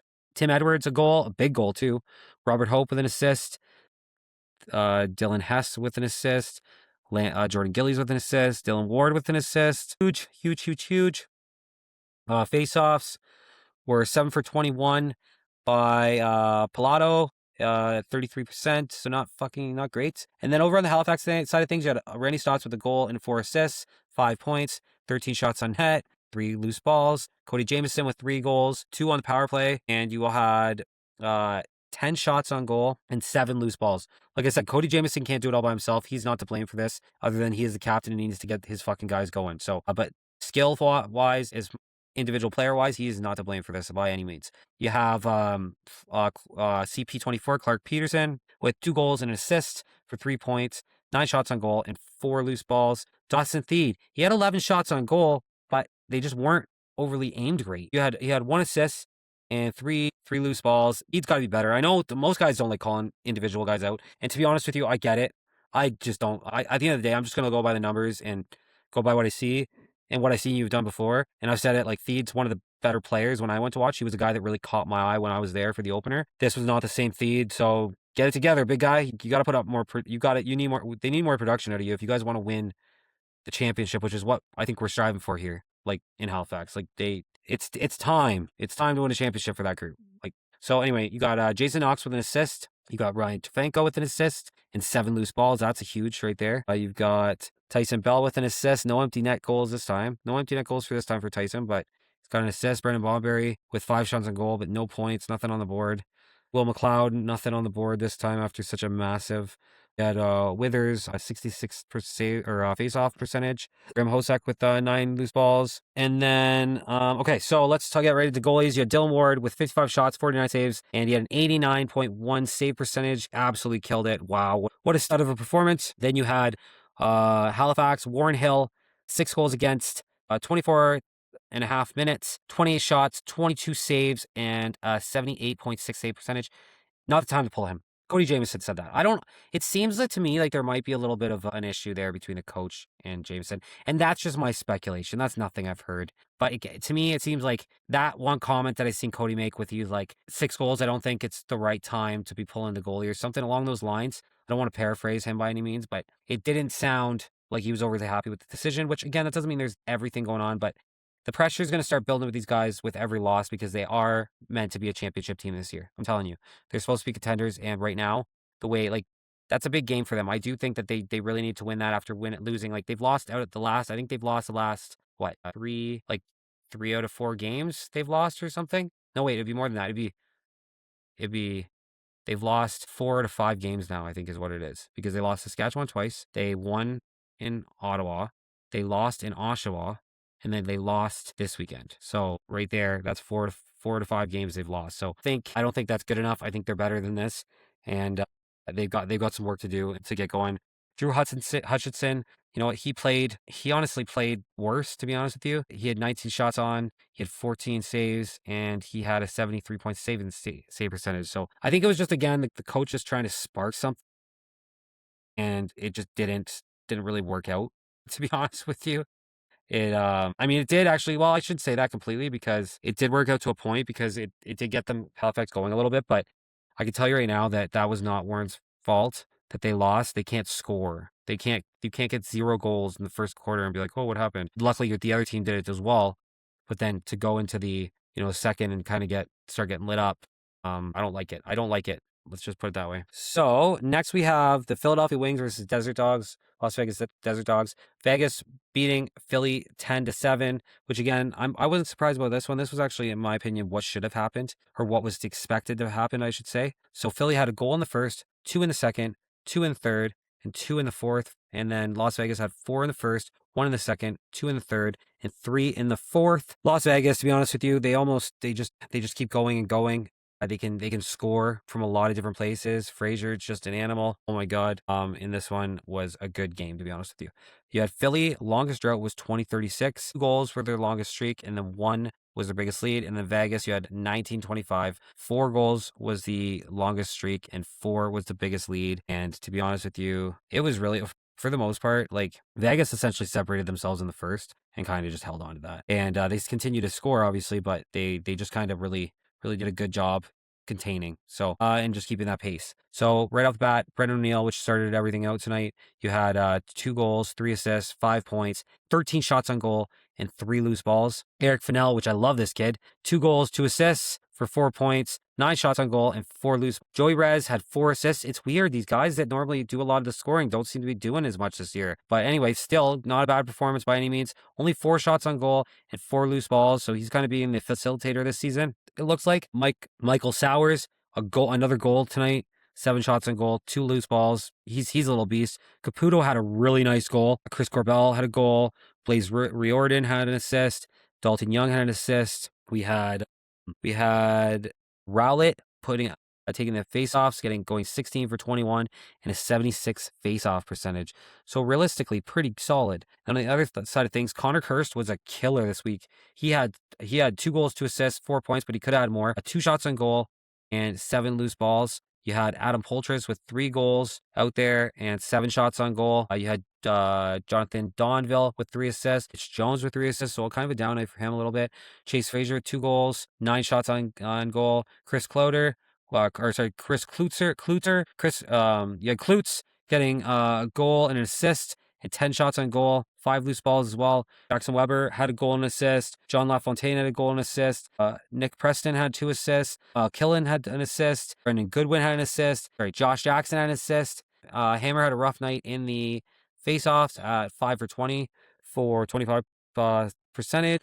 And you had, under the goal ascending situation, you had Nick DeMood with 50 shots on him, 48 saves, and he had an 82.8 save percentage. Huge. Landon Kells having a good night. It's a nice bounce back night after last weekend was garbage. You had 45 shots, 38 saves, 7 goals against, 84.4 save percentage. Kells has these different. Kells had a good night, straight up. He really did. Good for him. He needed that. He needed that bounce back after the after that last one, to be honest with you.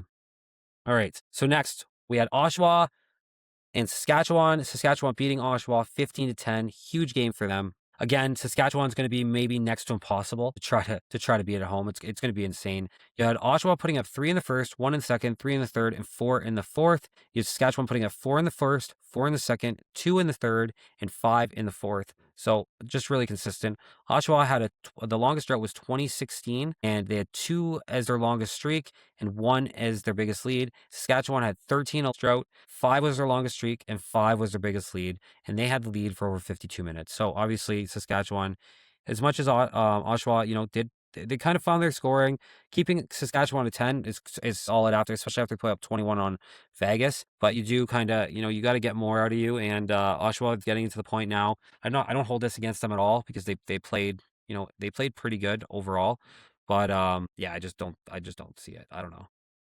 Saskatchewan is a different beast. So anyways, we got Alex Simmons with 4 goals, 2 assists, 6 points. You have Tager Clark with a goal and 4 assists. You had Ty Kurtz with a goal and 3 assists. Ethan Walker with 2 goals, 1 assist. Dyson Williams with a goal and 2 assists. Jason Fridge with 2 assists. Big rookie there. You had Nashimura with a goal. You had Kazchuk with an assist. Walkerson with an assist. Those loose balls. Zach Mason had 7, but he only took 1 face-off. And then you had Mike Byrne take 7 for 28, so 25% in the face-off circle. And then you had on the other side, you're Ryan Keenan with 4 goals, 3 assists, 7 points, 9 shots on goal, 4 loose balls. You had Austin Shanks with 2 goals, 5 assists, 4 shots on goal, 3 loose balls. You had Zach Mans with 2 goals, 3 assists, 5 points, 8 shots on net. Brock Haley had 2 goals and 1 assist. Since Dawson Nielsen's called him out a little bit, more jokingly than anything, but kind of, pulling out a little bit of a string, he's been better. I don't know if that had anything to play into it, but shout out Dawson for doing that. You had Levi Anderson with a goal and 2 assists. You had Jake Boudreau with a goal and 2 assists. Matt Hosek with 3 assists. Robert Church with a goal and assist. Hayden Garlent with a goal and assist. Josh Zawada with a goal, which was a nice goal by the way. Jake Nasso with an assist, also went 75% in the draw, 22 out of 29. You had Ryan Barnable with an assist, and Frankie having an assist as well. Let's go. Then on the goaltending side, you had Dougie going 52 shots, 38 saves, 14 goals against, and a 73.1 save percentage, so definitely a better night. We've seen better nights out of him for sure. On the other side of things, you have Frankie Sheliano with 44 shots, 34 saves, and a 77.3 save percentage. To be honest with you, he made some incredible, massive saves. I'm surprised that this isn't more. So there you have it. There's the Oshawa versus Saskatchewan game. To be honest with you, this kind of started, and pretty much right away, we knew Oshawa kind of did climb back a little bit, but Saskatchewan, like I said, is going to be next to impossible to beat at home. They're just too good, man. They're just too good. All right, so in the final game we're going to go over this week is we got Toronto Rock versus Rochester, and what a controversial ending. The last minute, Toronto had a bunch of players in the crease on multiple different attempts that were blocking shots, and they should have been called penalties. That's just the truth of it.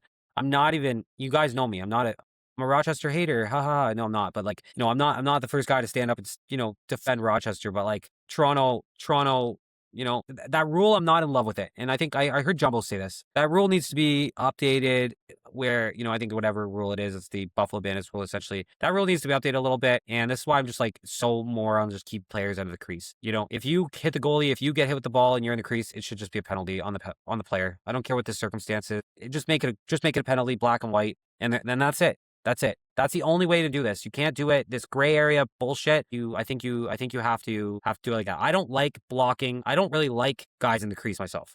I think the diving's different, all that kind of stuff. I get all that. That's fine. I'm fine with that. I'm fine if guys even run through the crease, but I think it needs to be on the player to take responsibility of what happens when they go in the crease. If that means balls getting hit at them, penalty. If that means them make contact the goalie, penalty. Like, I think that's just my own opinion on how everything is. So I know that's unpopular, but that's just my take on it. I've heard a lot of different takes on it, and that's what makes the most sense and what makes things seem like it's going to be the most easiest way to transition to that is just by just saying players in the crease are responsible for them and whatever happens to them in that crease. So, yeah. And there's an old saying, if you're not cheating, you're not trying hard enough. And guess what? Toronto won the game. So, and they needed a win, and it was against big Rochester team. So it's interesting. It was what a fucking shit show. This might be the biggest upset of the weekend, in my opinion. No. San Diego is for sure. But Toronto, man, their rookies just killed it. So anyway, Toronto, 0 in the first, 2 in the second, 3 in the third, and 6 in the fourth, really stepping up in the fourth to win the game. Rochester, 1 in the first, 5 in the second, 1 in the third, and 3 in the fourth. And again, really, Rochester usually gets that lead and then they're good at holding it. Toronto didn't let them hold it. So Toronto had their lead their longest drought was 16-16. 3 was their longest streak. 1 was their biggest lead, and 3-22 they had the lead for. So very, very, very, very, very little. And then you have Rochester, longest drought with 14-11. Longest streak was 4. Biggest lead was 4. And they had the lead for 49-24. That's rough when you have the lead for that long and lose. Really not too many penalties, a few here and there. And then on the player side of things, you have Mark Matthews with 2 goals, 3 assists for 5 points. You have 4 loose balls from him as well. Owen Hiltz, 3 goals, 1 assist, 9 shots on goal, and 4 loose balls. So again, massive. And he had a cause turnover as well. CJ Kirst, another big night for him. 1 goal, 3 assists, 4 points, and 5 shots on goal. Another thing that's being asked is he going to hit 40 goals this season? I'm kind of on the board with yes. I know there's guys that don't think he's going to get 40. I know this is something that came off. Shout out to Lacrosse Class with Jake and Lucas for doing this, but they kind of were talking about this on their last podcast. So I want to throw my 2 cents in there. I think CJ Kirst is going to get 40 this year. This was quote unquote a down game for him, and look, he already even put up a goal. So you're going to see him have multiple nights, and for them to beat Rochester is huge for them. You had Dan Craig with 2 goals and assist, 3 points. You had, Chris Bushi with a goal and 2 assists. Rogers with 3 assists. Sam English with a goal and an assist. Big goal by him when he scored it too. Hugh Keller with a goal. Josh Daw with an assist. I don't know what's going on with him, man. I thought he would have a bigger season. Jubinville with an assist. He was 6 for 19 in the draw, 31 percentage. And you had Brad Cree take 1, and he got his win. He had 11 shots, 0 points though. And 11 loose balls by Cree. That's huge. Same as Jobinville, but he took more faceoffs, right? So that's still super impressive. And you also had Billy Hostryker with going 2 for 5 for 40% as well. And yes, so huge. Then on the other side, you have Connor Fields with 4 goals, 3 assists, 7 points. Dude, it's gonna be him or Teeth that's gotta be the MVP again this year. I'm telling you, the way they're both playing. Ryan Launchberry with 2 goals, 3 assists, 5 points, 7 shots on goal. Huge. Connor Fields had 14 shots on goal too. Ryan Smith had a goal and 4 assists with 13 shots on goal, 5 loose ball pickups. Kyle Waters, 5 assists. Thomas McConvey with 2 goals, 2 assists. Zed Williams with 2 assists. A Graydon Pog with a goal. And that's pretty much it. So you had Matt Guillory had 11 loose balls as well. That's another big stat. So there you have it. And then on the goaltending side of things, guys, you had Nick Rose, 42 shots, 35 saves, and he had an 83.3 save percentage. And I don't know why the fuck. I see him kind of drop and get hurt. So I'm not sure if he was hurt and they put a Halachuk in, but I thought I thought Rose played pretty good. I don't know what the hate on is with Rose is. I even put it in my video and then I was like, well, I meant to say Howachuk actually because he came in pretty good. But now I'm looking at stats. I'm like, no, Rose did play good. I don't know what I'm thinking here. So anyway, 16 shots on goal, 13 saves, 7.94 goals against, and a 1.3 save percentage. And then you have Ryan Hartley with 46 shots, 35 saves, 11 goals against, and 76.1 save percentage. It's not bad for him. It's just not good enough to win. So that's that there's your week right broken down. Like I said, the biggest shocker to me was that San Diego beat Vancouver, obviously. But I think Toronto beating Rochester is a huge statement by Toronto. I don't know if that's not so much. I know I said it was an underdog weekend, but like that's not as surprising to me. Rochester, to me, I definitely think they're a real deal, but I think Toronto with the rookies, it's going to be how far can their rookies carry them this year. And this, like, I guess the good thing, the scary thing, like, you think Sam English is good. They got another one coming, boys. You got another English brother coming up that's just going to add to that absolutely young core. Plus whatever pick they get, that another top 3 pick this year. Toronto, there's not that much pressure on them to win this year, I would say, but I know they want to. So, and Nick Rose, I don't understand the hate. It looked like he kind of went down there. I don't know if they pulled him because he was playing bad or if he was just that he got injured. I think he kind of I think he got a little hurt there. I thought he was good, to be honest with you. I thought he was good. Anyway, you got Saskatchewan Rush, 6 goals, 1 assist 6 goals, 1 assist. So let's go over the standings real quick here, boys. So we got Saskatchewan in first with 6 wins, 1 loss. You got Colorado with 4 wins, so 6 games played, 4 wins, 2 losses, and just absolutely killing it. They've only had 2 home games. They've split them too. Then you've got Rochester Nighthawks, 4-2 as well. Vancouver Warriors are 3-2. Toronto Rock is 3-2. Ottawa Black Bears are 4-3, but the wins they have are just insane. You have Buffalo Bandits with 3-3. Las Vegas Desert Dogs with 3-3. Georgia Swarm with 3-3. Halifax Thunderbirds with 3-4. San Diego Seals with 2-3. Oshawa Firewolves with 2-5. Philadelphia Wings 1-4. And Calgary at 1-5. Oshawa, I'm a little surprised about. They have to figure out how. They've had a hard schedule, but they got to figure out how to get some wins here because it's crazy. Let's go into the players. Let's go look at the leaderboard right now. Okay, so Jeff T had 7 games played after this week. 7 games played, 19 goals, 32 assists, 51 points for a 7.3 points per game. Wow, guys. Wow. He's got 7 power play points. He's got 50 loose balls. Like, it's just insane. And Connor Fields is number 2 with 6 games played. So 1 less game played. He's got 20 goals, 26 assists, 46 points, 7.7 points per game, which is the most in the league. 3 power play goals as well, 79 shots. He's got 25.3 shooting percentage, 43 loose balls, and just absolutely killing it, right? You got Robert Hellier with 16 goals, 28 assists, 44 points for 6.3 points per game average. You got Dane Smith with 16 goals, 20 assists, 44 points for 7.3 points per game. So he's played 1 less game than Hellier. Then you got Ryan Keenan with 19 goals, 22 assists, 41 points for 5.9 points per game. So still ridiculous. Alex Simmons is 7 games played, 18 goals, 21 assists for 39 points. Riley O'Connor,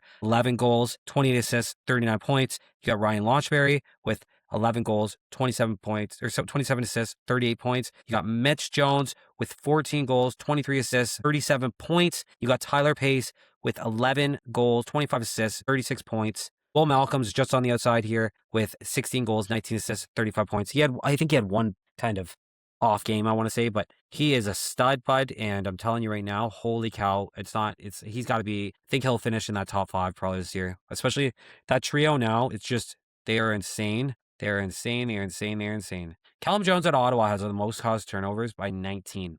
Next person is 13, which is by Michael Grace, which is a rookie. Hilarious, but still, that's crazy. And then you got loose balls. Jake Withers obviously has 88 loose balls, but he's a face-off guy. Same as Inacio. Callum Jones has 69 loose balls. He's the top guy without so he's the top guy in caused turnovers. He's the top guy in loose balls. He's probably going to be the defensive player of the year, especially if Ottawa can keep doing what they're doing, to be honest with you. He's going to earn it. He's going to be deserving of it for sure. That would be my pick if I had to choose today. And then we've got, okay, so goaltending. We got Brett Dobson with an 87.2 save percentage. Insane. With a 6.53 goal against average. That's ridiculous, guys. That is ridiculous. Dylan Ward, he had an 83 save percentage right now, like for the whole season. Warren Hill has an 82.8. Del Bianco has an 82.8. Doug Jameson is an 80.8. Nick Rose has an 80.6. Hartley has a 79.9. Nick Demood has a 79.9. Frank Galliano has a 79.3. I'm just going through starters. Matt Vince has a 77.4. Landon Kells has a 77.2. With considering the ups and downs with Landon Kells, he has had good. That's pretty good. Zach Higgins has a 76.3, but if he can find himself, you're going to see an improvement. Eden Walsh, same thing, consistency, but 75.9. That's pretty solid. Auriglieri has a 75, so that's going to be coming up, I think, if everything keeps going. So there you guys have it. There's the goalies as well. All right, so let's give you guys my power rankings. And as you guys always know, these are just my opinions, but I think they're right. Okay, so I'm going to walk through power rankings. I'm going to give you my breakdown like I always do. Saskatchewan is number one. That is self-explanatory. They're the best team in the league. There's only one team they lost against, and arguably it was just an off night for them. They should probably be undefeated. Number two, I'm going to put Colorado at number two. Now, my power rankings have they've just exploded essentially because of all these upset this weekend. I have to put Colorado at number two because Colorado has not been healthy. Colorado, with that trio they have back, the defense they have, and the back end, I would argue that they are the most complete team right now, to be honest with you. Colorado is my number two. I know I'm probably, again, this is going to be kind of a weird list because everyone's teams are going to be all over the place. But I think Colorado to me is, if we're talking right this second, who's the second best team in the league? Colorado, hands down.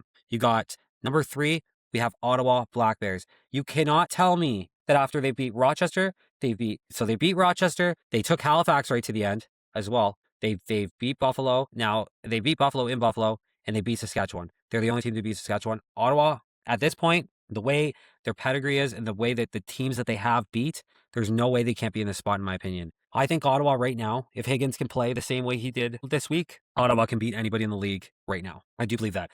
They are right now my dark horse to win everything. If I had to pick one team, even to make the playoffs, they are my dark horse to win. And I'm gonna give my word on something right now. If they get a home game advantage, if they have their home game round one, I'm gonna go. That's an incentive to Ottawa. Because I've been saying the whole season, if there's one prediction of mine that can come true after all this stuff from the beginning of the season, Ottawa making the playoffs is my number one. They're going to have probably the Defensive Player of the Year. They're probably going to have Defensive Player of the Year. They're probably going to have the MVP more than likely. And with that getting to the playoffs, I will go to the home opener if they have it at home, or not their home opener, their first playoff game in Ottawa. I will be going to. That's my thing. So there you go. There you have it. Okay. As long as it doesn't conflict with it, as long as I don't have I'm not coaching lacrosse tournament that weekend or something, fine. But that's what I'm going to do. That's where it's going to be. And that's where we're going. You got Rochester, at number four. I've got Rochester at number four. Rochester, as much as they lost this weekend, you could be argued that they should have won that game with the way everything transpired at the end. Connor Fields is just on a whole other level. They've got so many guys who can score. Hartley's kind of a wild card for me. If he can play at that next level like he has some of these games, they can be a top team. Right now, I'm going to put them at four. They fell a little bit, a couple spots, but overall, they're still a solid team. Vancouver at number five. Vancouver should be the number one team in this league right now, maybe number two. But you can't keep losing like this. You have to play a full game. You have to get your shit together. You're better on paper than this. You're still not. This is why I've got them still at number five, but they lose another game and they're going down, and we'll see what happens. It's a tough league out here. Buffalo at number six.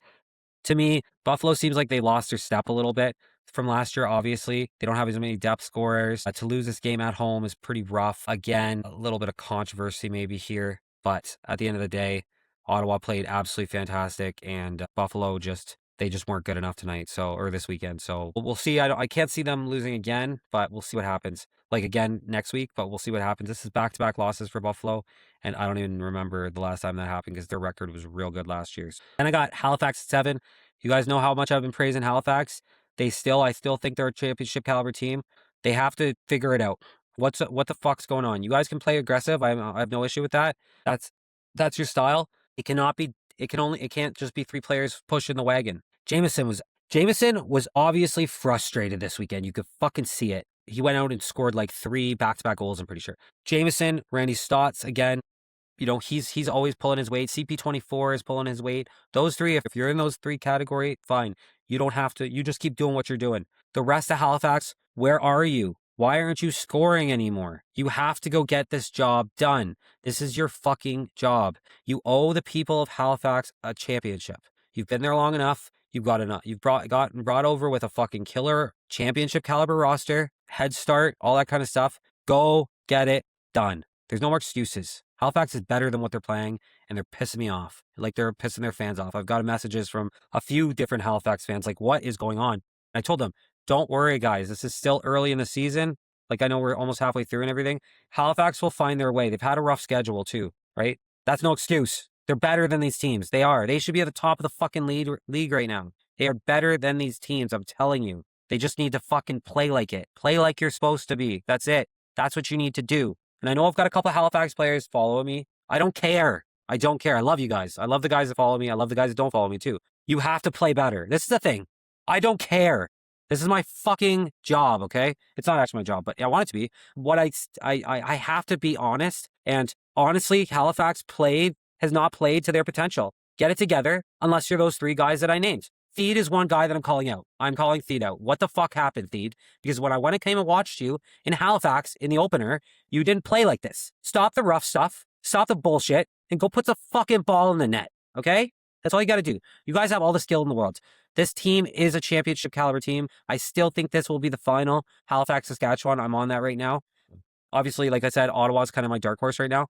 But like, I do think this team's better. And I think over the next few weeks, you're going to see them start to climb up these standings again. If you're a Halifax fan, don't stress out too bad. And then finally, my 8th spot, this is a toss-up. You could put Georgia there. You could put Toronto there. You could put Vegas there. And that's pretty much it. I would say San Diego, Oshawa, Philly, and Calgary are always kind of automatically off this list. What else don't I have in here? Yeah, those are the 3 teams I would say. So I'm going to keep Toronto at 8 just because they had a big win this week. And I can't not get them in. Vegas did too. Don't get me wrong. Vegas had a good win, but I think that was kind of to be expected somewhat, where Toronto, nobody expected them to win. So I'm going to keep Toronto at 8. They were at my 8 last spot. If they win again, they'll be moving up. Again, they're just relying on their rookies a little bit heavily for me.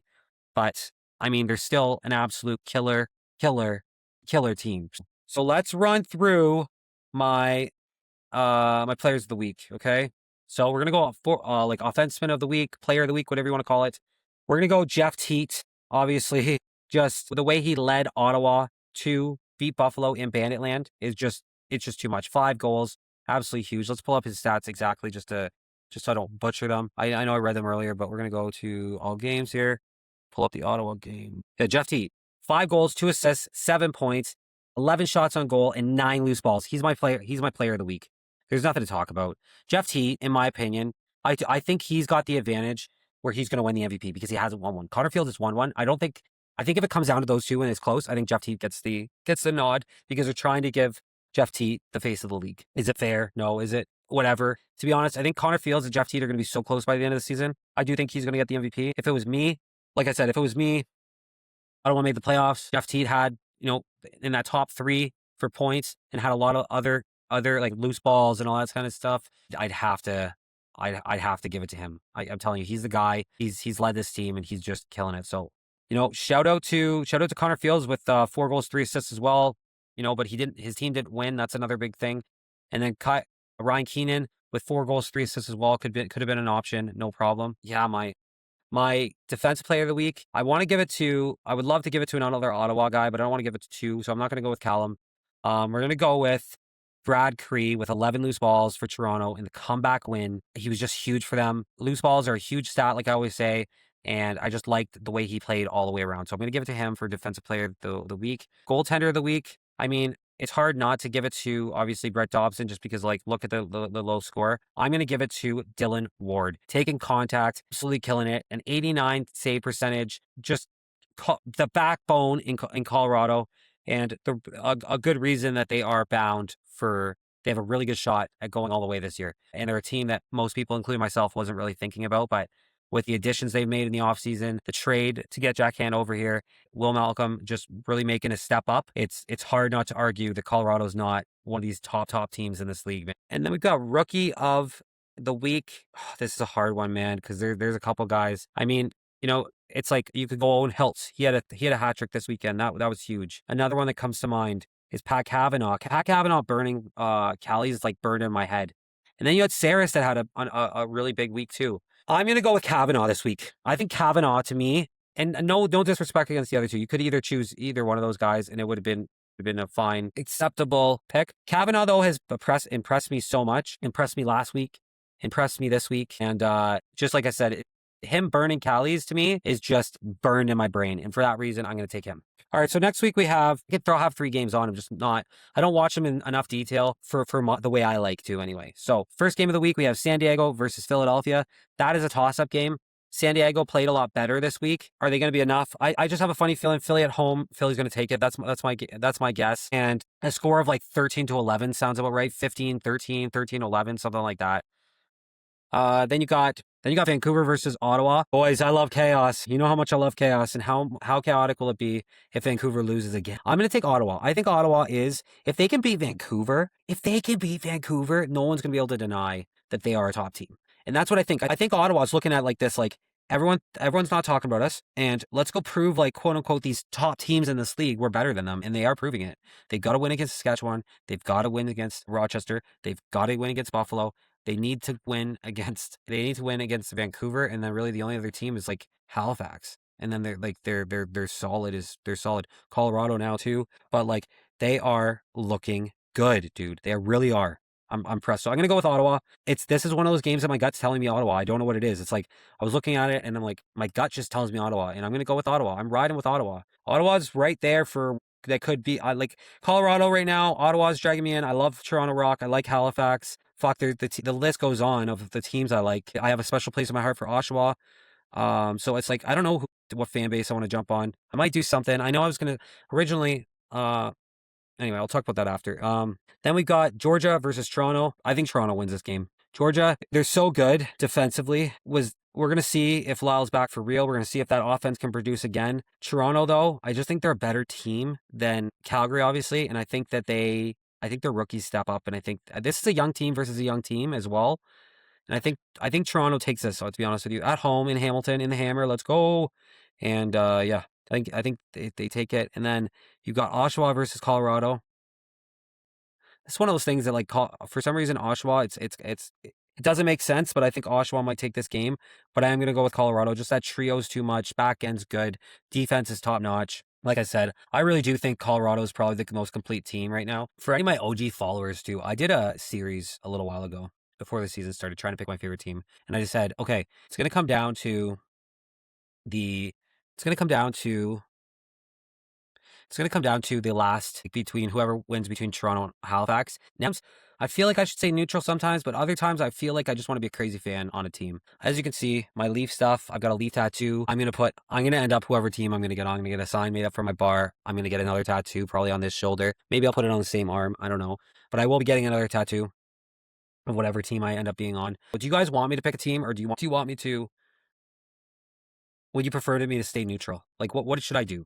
Because part of me wants to be on a fan base, but then and I feel like I owe it to the league to be on a fan base. So I'm a crazy fan, bro. Like, I'll smash TVs, I'll burn shit. I'm a nutty fan. I'm like a diehard fan when I am a fan. And so that's why, like, that's what this league needs. It needs a fan like me, like a diehard fan. And you're going to see, I got an idea. I know not a lot of people aren't watching at this point, but I am smashing a TV this year in the playoffs. I'm going to get a viral video going for the league, because that's what we're missing. It in this league is that there's no fans smashing TVs. There's no fans out there fucking, just crying. There's no fans having a tantrum after, like, my buddy, after the Leafs lost the playoffs last year, he broke a bunch of shit in his house. He yelled at his wife, and I think he punched a hole in the wall. So, like, and I know that's not, is that healthy? Absolutely not. I know that.